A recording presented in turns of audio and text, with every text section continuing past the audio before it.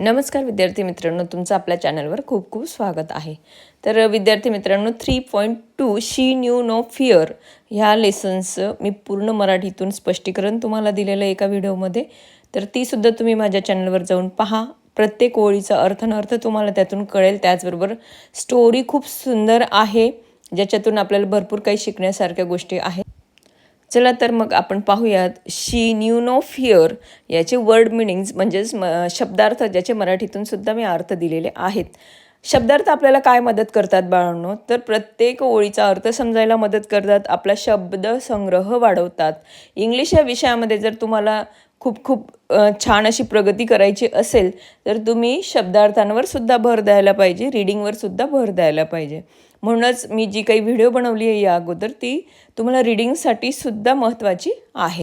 तर विद्यार्थी मित्रांनो पहा, आपण जे काही वर्ड मिनिंग्ज आहेत ते खूप सुंदर इमेजेस म्हणजे पिक्चर्सच्या साहाय्याने तुम्हाला इथं समजून सांगण्यासाठी खूप सुंदर सुंदर पिक्चर्स घेतलेले आहेत.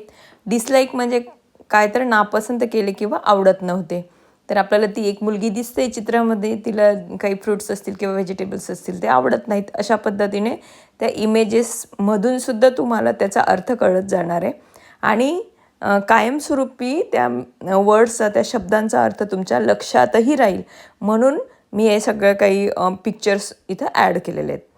इंटेलिजंट म्हणजे हुशार, बुद्धिमान. आता एखाद्याने क्वेश्चन्स विचारला, एखादा काही क्वेश्चन विचारला, प्रश्न विचारला, तर त्याचं लगेच एक प्रकारे लाईटचं का साईन दाखवलं तिथं की लगेच त्याच्या डोक्यात प्रकाश पडतो, म्हणून, कारण लाईट हा प्रकाश देत असतो.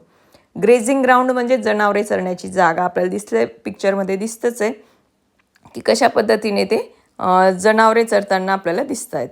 ओके. इग्नोर म्हणजे काय? दुर्लक्ष केले. आता हे दोन जण गॉसिप करतायत, गप्पा करतायत आणि त्यांच्याकडे अगदी पूर्णपणे ह्या मुलीने काय केलेलं आहे? दुर्लक्ष केलेलं आहे. ओके. त्यानंतर नेक्स्ट पिक्चर पहा, ग्रीटिंग्ज.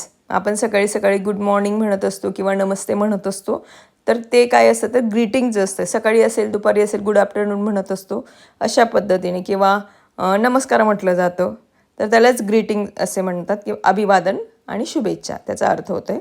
त्यानंतर नेक्स्ट पहा, सिक्स्थ, इन्व्हायटेड म्हणजे आमंत्रित केले किंवा बोलवले. आता आपण माहितीचं इन्व्हिटेशन कार्ड दिलं जातं, म्हणून ते यू आर इन्व्हायटेड असं त्या कार्डमध्ये लिहिलेलं दिसतं आहे. ओके.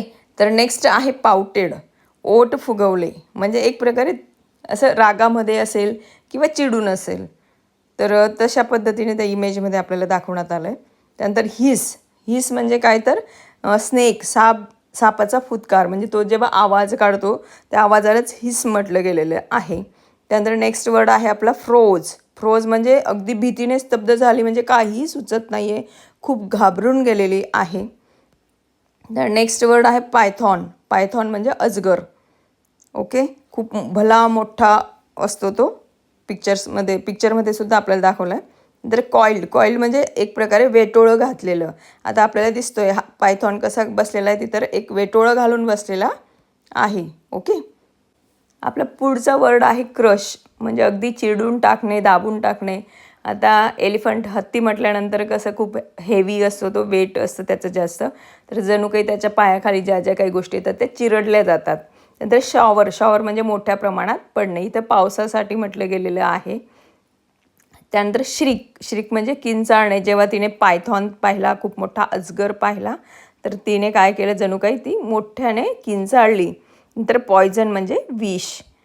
ॲश्युअर्ड म्हणजे खात्री दिली, आश्वासन दिले. ओके. स्क्विर्म म्हणजे काय? वळवळला. म्हणजे त्या सापाला जेव्हा, त्या अजगराला जेव्हा त्या मुलीने त्याचा जबडा ओपन करण्याचा प्रयत्न केला तेव्हा तो वळवळला होता, असं या स्टोरीमध्ये सांगण्यात आलं आहे. म्हणून स्क्विर्म हे लक्षात ठेवायचं आहे. द ग्रीप म्हणजे पकड, घट्ट पकड. ओके. म्हणजे ते आता एक स्टिक दाखवली, काठी दाखवली, त्याच्यावर तो हँड दाखवला, तर हँडचं, त्या मुठीची घट्ट पकड त्या काठीवर आहे. तर नेक्स्ट आहे लुजन म्हणजे काय? सैल झाले. जे ते काही पायथॉनचं वेटोळं होतं किंवा त्याने त्या पायाला विळखा घातला होता त्या मुलीच्या, तर तो काय झाला? त्यामुळे सैल झाला जेव्हा त्याला काठीचा थोडा दणका बसला. त्यानंतर नेक्स्ट आहे कमांडेड म्हणजे आदेश दिला, आज्ञा दिली. ओके. त्यानंतर नेक्स्ट आहे पॅनिक. पॅनिक म्हणजे खूप घाबरून जाणे, घबराट ज्याला इथं म्हटलेलं आहे. तर अशा पद्धतीने सगळे वर्ड मिनिंग्ज आपण पाहिलेले आहेत आणि पिक्चरच्या साहाय्याने खूप सुंदरशा अशा चित्रांच्या साहाय्याने मी तुम्हाला ते सगळे वर्ड मिनिंग्ज लक्षात राहावेत म्हणून दिलेले आहेत. तर तुम्हाला व्हिडिओ माझी नक्कीच आवडली असेल. व्हिडिओला लाईक करा, फ्रेंड्ससोबत ती शेअर करा आणि तुम्ही जर माझ्या चॅनलवर नसाल तर चॅनललाही सबस्क्राईब करा बाळांनो, जेणेकरून तुम्हाला अशाच छान छान नवीन नवीन व्हिडिओ पाहायला मिळतील. Okay, thank you.